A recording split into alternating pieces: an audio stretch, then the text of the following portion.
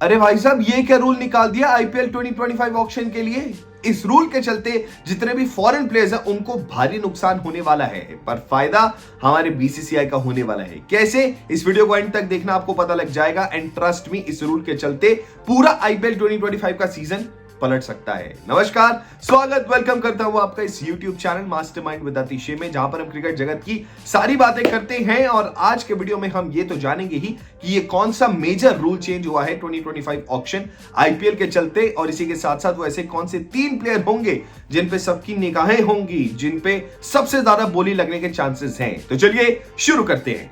तो क्या कहता है ये नया रूल? ये नया रूल कहता है भाई साहब कि जो भी मैक्सिमम बिड एक इंडियन प्लेयर के लिए लगेगी, वही मैक्सिमम बिड जो है एक फॉरेन प्लेयर के लिए लग सकती है। और बेटर तरीके से अगर आपको समझाऊं तो मान लीजिए कि रोहित शर्मा ऑक्शन टेबल पर है और उनके लिए जो बोली है वो 10 करोड़ तक की चली गई, तो अब कोई भी फॉरेन प्लेयर किसी भी टीम में अगर जाएगा तो वो 10 करोड़ से ज्यादा का नहीं जा सकता। जी हाँ, यही नया रूल कह रहा है। मान लीजिए कि अगर वहां जो बिड है वो 15 करोड़ की या 16 करोड़ की लगी उस फॉरेन प्लेयर की, तो वो 16 करोड़ तो जाएंगे, पर क्योंकि मैक्सिमम बिड एक इंडियन प्लेयर की 10 करोड़ थी, तो जो रिमेनिंग बैलेंस है विच इज 5 करोड़ या 6 करोड़, वो बीसीसीआई के प्लेयर वेलफेयर फंड में चला जाएगा। जी हाँ, अब आईपीएल में भी ये टैक्स वाला सिस्टम घुस गया है। निर्मला मैम को जय जय नमस्कार करते हैं। अगर अभी भी ये रूल नहीं समझ में आया है तो एक बार और समझाने की आपको कोशिश करता हूं। कोई भी जो इंडियन प्लेयर है उसकी जो मैक्सिमम बिड लगेगी, उतनी ही मैक्सिमम बिड एक फॉरेन प्लेयर की लग सकती है। यानी कि जैसे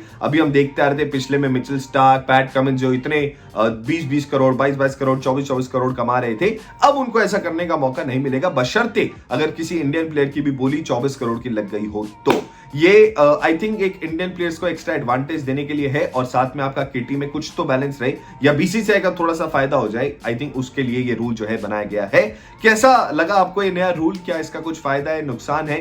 क्या इससे पूरे आईपीएल की दशा बदलेगी या नहीं? कमेंट सेक्शन खुला है, कमेंट करके जरूर बताना। बट इतना जरूर कह सकता हूं कि अंग्रेजी प्लेयर्स, खास करके ये जो इंग्लैंड के और ऑस्ट्रेलिया के प्लेयर्स हैं, उनके लिए तो आप क्या डरे हुए ये बताइए। आप डरे हुए हैं परिवार के साथ?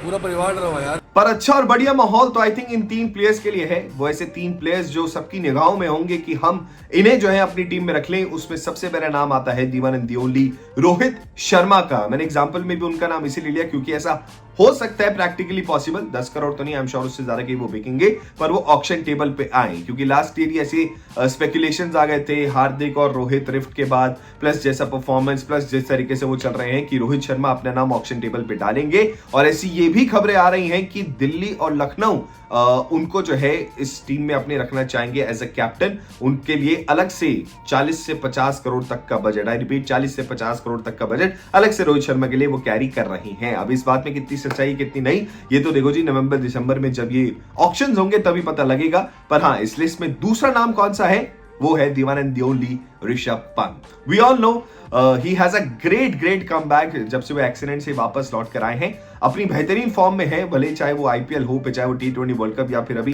टेस्ट क्रिकेट में उनकी जो सेंचुरी हो। तो इसके चलते जो है काफी टीम्स जो है ऋषभ पंत को अपनी टीम में रखना चाहेंगी। दिल्ली कैपिटल्स की जैसे परफॉर्मेंस चलती आई है, ऐसे स्पेकुलेशंस आए थे कि ऋषभ पंत भी वहां से बाहर निकलेंगे और एक नई टीम में जाना चाहेंगे। कौन सी टीम में वो जाएंगे, कौन सी टीम में नहीं, किस टीम में आप ऋषभ पंत को देखना चाहते हैं? If not in Delhi, comment section खुला है, कमेंट करके जरूर बताना।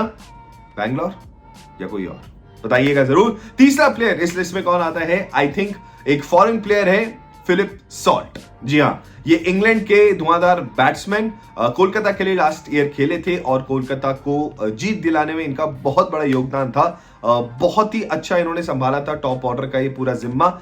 तो ये ऑक्शन टेबल में क्यों आएंगे? क्यों कोलकाता इन्हें रिटेन नहीं करना चाहिए? आपको पता ही होगा, रिटेंशन का भी सीन ऐसा ही हो गया है 5+1 प्लेयर्स का, जिसमें अगर तो मान लीजिए कि 2 की लिमिट ही आई फॉरेन प्लेयर्स को रिटेन करने की, तो फिर सॉल्ट का जो है नंबर उसमें नहीं आएगा। Of course we know Sunil Narine and Andre Russell ये वाला स्पॉट जो है वो ले जाएंगे। तो सॉल्ट जो है हो सकता है ऑक्शन टेबल पे आए और खूब सारे पैसे बटोरे, क्योंकि वो विकेट कीपर का भी आपको एक बेनिफिट देते हैं। कोई ऐसा प्लेयर है जो मैंने मिस किया? कौन सा प्लेयर है जो आपको लगता है कि सबसे ज्यादा सारे रिकॉर्ड तोड़ने का दम रखता है और सबसे ज्यादा बिड जो है उसी प्लेयर की लगेगी? कमेंट में प्लीज कमेंट करके बताना। और वीडियो को यहां तक देख लिया तो प्लीज लाइक भी करना, चैनल को सब्सक्राइब करना मत भूलना। आज के लिए इतना ही, जल्द मिलूंगा आपसे एक और बढ़िया सी वीडियो के साथ। This is me mastermind with अतिशय। Remember the name. See you on the next one.